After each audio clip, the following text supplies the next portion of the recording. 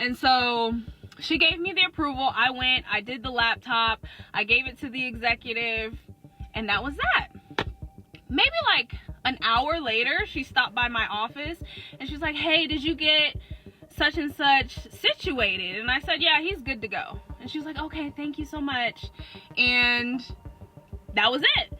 I would say like 30 minutes after that interaction, I went to go like look at my Slack messages or my email or something to follow up with a user, and I couldn't get in. So welcome back. So those of you that saw the first video that I released, it was a young woman talking about how she's an IT manager at a company and she got wind that a stellar employee was getting laid off who, to her surprise, had just got a raise and was so sweet to work with that they never did anything that should be performance-wise while they're getting laid off. And they did a little digging and found out the crux of why she was possibly getting laid off, and had to do with having an HR friend, and she telling the HR friend about a raise, the HR friend snitches to the IT manager's boss, and then, you know, it all starts falling downhill.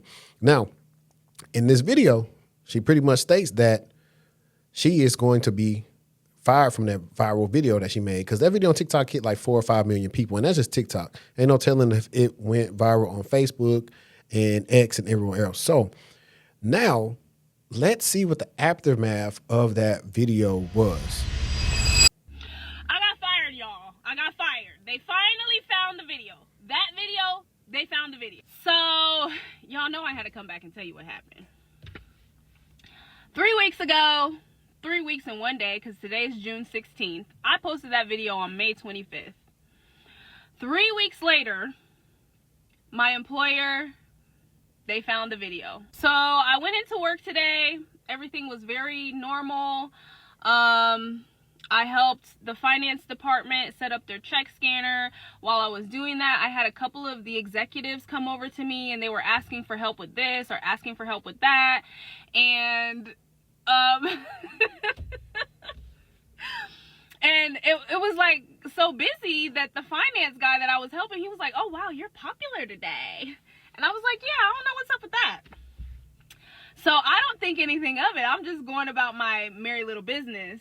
I have an interaction with my boss that's a little bit strange, but not really. So what happened was, one of the executives asked if I could make his laptop a personal laptop and remove it from the domain of the company that I work for, that I'm contracted by. So I have to run it by my boss. And so I'm going to stop it right there. First of all, the answer is no. The answer is no. I cannot make your personal machine, our work machine, your personal machine. You make enough money to go get your own personal machine. No, that's just a disaster waiting to happen. So hopefully the boss told her no. But I just thought that was crazy that he even asked that. I had to go and ask her for permission. She was like, oh yeah, he's an executive. He gets whatever he wants. Just go ahead and do it. But before I asked her, like when I knocked on her door, she looked up and she had this look on her face like she was irritated. You know, she had this look on her face. I couldn't quite place it, but it was just like a fleeting look. Once I started talking, you know, she, you know, changed her demeanor or whatever. And so she gave me the approval. I went, I did the laptop, I gave it to the executive, and that was that. Maybe like an hour later, she stopped by my office and she's like, hey, did you get such and such situated? And I said, yeah, he's good to go. And she was like, okay, thank you so much. And that was it. I would say like 30 minutes after that interaction, I went to go like look at my Slack messages or my email or something to follow up with a user, and I couldn't get in.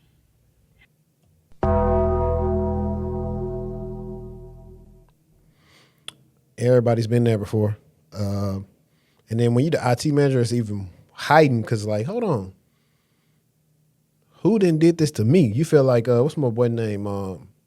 Alonzo on training day. That's how you kind of feel like when you kind of going through like all this stuff right now.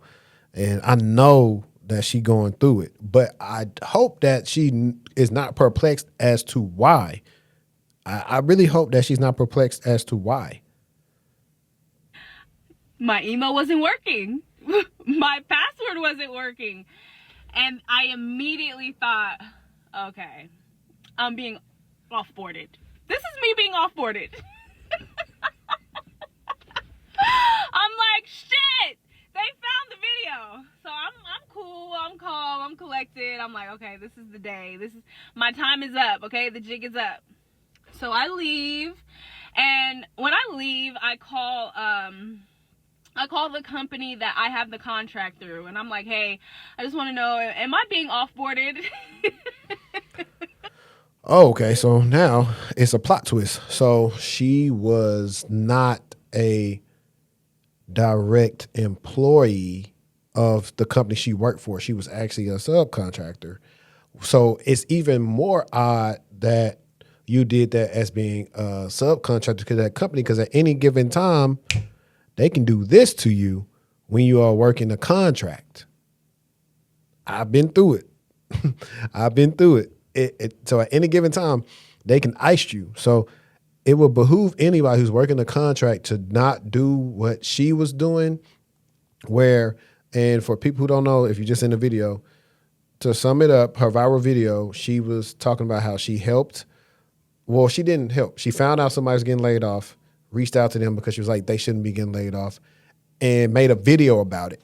See, I think they'd been all right if they didn't make a video about it, but because you made a video about it, it probably, I'm pretty sure the negotiations that the young lady brought forth that was getting laid off came from the video, and they was like, it makes sense, and they put two and two together and it made four. And they was like, well, hey, we got to go ahead and put you out of here. Like, I don't know what she talking about. Like, she trying to act like she was like this. What's wrong, okay? When I came down.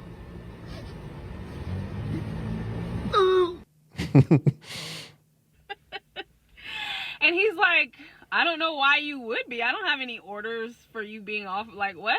So he's like, let me check on that. I'll put a ticket in, and then I'll get back to you in the morning. And I was like, okay.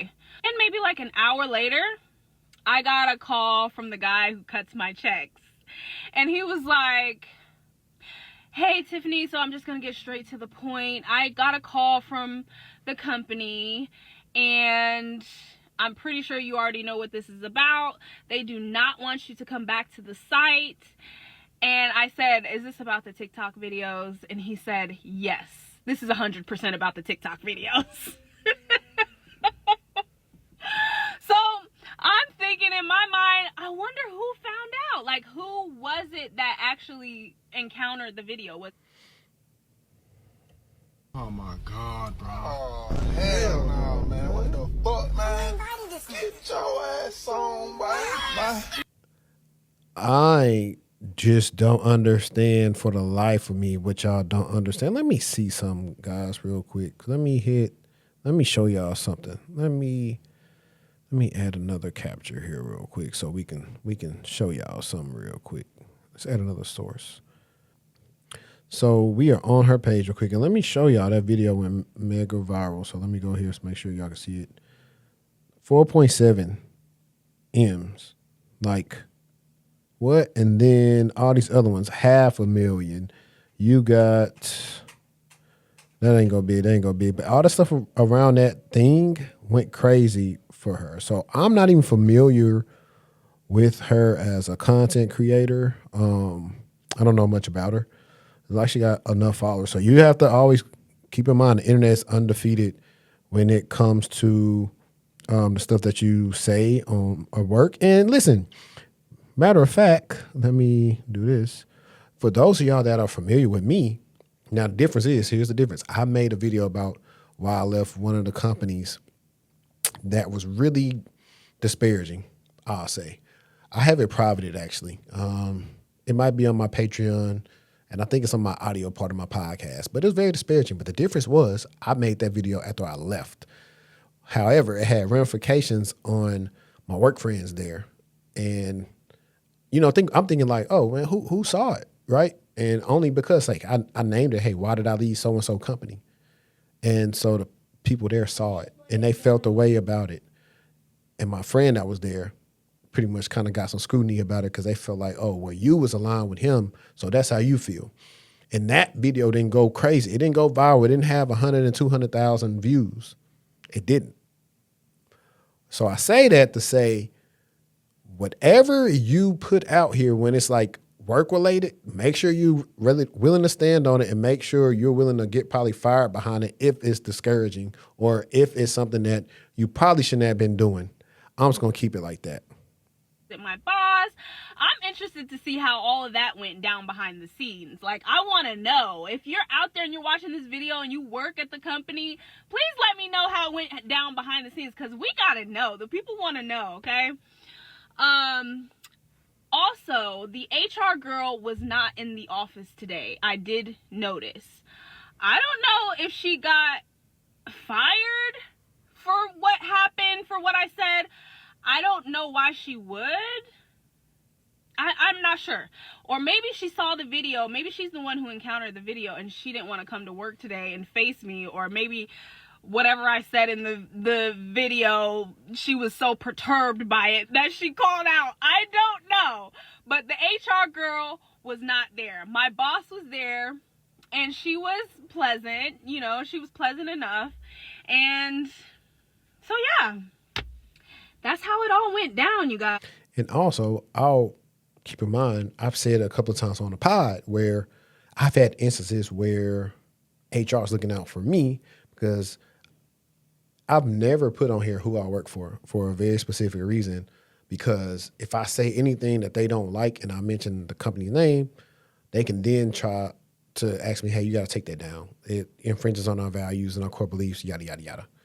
So much so that they've tried to do that before. I never knew about it until HR chick, before she went to a new company, was letting me know, like, hey, you know, keep doing what you're doing the way that you're doing it because you're not breaking any rules. They tried to ask you about something one time, but she was like, I pushed back, like, hey, he ain't broke no rules. Like, I'm not finna bother him about this. So I said that to say that, like I said, be on your P's and Q's and learn how to move in corporate. You know what? Is there a book or something, The Corporate Survival Guide? I don't know. For my millennials out there, did y'all grow up watching Ned's Declassified School Survivor Guide? Because I thought about that, like a declassified corporate survival guide would be like fire. Like, it's a fire name for a podcast. If somebody come to this video and take it, hey, you probably jumped on it before I did, but I think it'll be fire. I don't know how long it should last, but that's definitely something I think it'll be cool about. All right, let's wrap her up real quick. Let's go ahead. Guys, so what's next for me? I guess I'm about to be a full-time content creator. So help your girl out. Hit the follow button. You know what time it is. Like, we're doing this full-time, okay? No, but honestly, I've always wanted to do content creation. Like, I've always wanted to do content creation and take it seriously. So I guess this might be the push I needed. I've also been wanting to get into real estate. So if you know anybody in Georgia who can help your girl do some fix and flips, I really want to get into that domain because obviously corporate America is not for me. So there you have it. For all of you naysayers and haters, your girl was finally caught. So yeah, I knew it was a possibility, so I'm not blindsided by this. I didn't have anybody to give me a heads up, unfortunately. How ironic is that? But yeah, that's the update. And yep, and that is precisely why sometimes it pays to mind the business that pays you. It really does. Now, matter of fact, I don't know much about the lady, so I want to see something real quick because if you're like an IT manager, you should have enough experience to get another role or whatever. But shout out to her. Her name is Tiffany 2.0 Official. So definitely go follow her. I'll be linking her links in the description so she can definitely get her credit for all this kind of stuff. Let me see. I'm looking through her page real quick. I'm trying to see if okay, she must have just, that's odd. She must have just made another account. Maybe this is her backup. Oh, this is her backup. So I don't know what her main account is. Okay. I don't know what her main account is. If I could find it, I'll probably do some research on it. But I want to actually research her because You don't go just from saying I'm an IT manager to I want to go do content. I think that's crazy. People don't understand how hard it is to be a full-time content creator. This year is probably the first year where I'm actually getting deals based on what I've leveraged, not even off YouTube, what I've built on like LinkedIn and my brand there. I'm making money off that. And it's taken me years to do that. I mean, I've always made money off LinkedIn just because of my services and everything else. But just generally speaking, it's not easy to do. You got to learn how to make content, especially if you really want to get booked. You're going to have to figure out how to make compelling content on YouTube. The TikTok stuff is a little bit different, but I mean, hey, it's more yapping. It's more just talking about life. It's more vlog style. Like, I don't see a lot of people with really good edited content doing well over there. I mean, at one point back in the day, the 30 seconds, every 2-3 seconds, there was a transition and a pop and a noise. That content faded away. People don't like that no more. So if she can figure out how to do this on YouTube based on what she wants to talk about and the real estate stuff, I think she'll be fine. But yeah, just let it be a lesson to you, man. I know you hate it because most of the time, there is never anybody that's going to look out for you like you do sometimes for other people. And so you got to remember that. And sometimes you got to be like, is this my business? Probably not. Now, you may say, I want somebody to tell me, but how often does somebody tell you that you're about to be let go? Like the time I got let go, I found out because I was walking into the office and my coworker, he didn't tell me I was getting laid off. He just said, good luck. So he didn't know if I was getting laid off or not either. And walked in there, very somber. I seen my manager at the time. No, he wasn't my manager. The director and the HR person. Hey, let's go in this room and talk. Now, what I didn't know then is I could have, because they asked me before I signed, like, was this a good deal to me? I should have negotiated, hey, I need about 6 months severance, big dog. 6 months severance. It take about 4 to 5 months sometimes to find a job, so I need about 6 months, dog. I would have been less stressed out during that time, for real, for real. But no, if you enjoyed this, like, subscribe, share it out. I'm gonna definitely get them my reaction back when I'm not doing stuff on the pod, because stuff like this is super long to cover on the pod, and I feel like it'll make people kind of get away from it. And so I'll probably do longer videos like this on my own. Probably keep pod videos like 1 to 3 minutes. We can react to those. But anything over that is super long. Needs to really be looked at with a fine-tooth comb and a little bit more nuance. But until next time, stay textual. We out. Peace.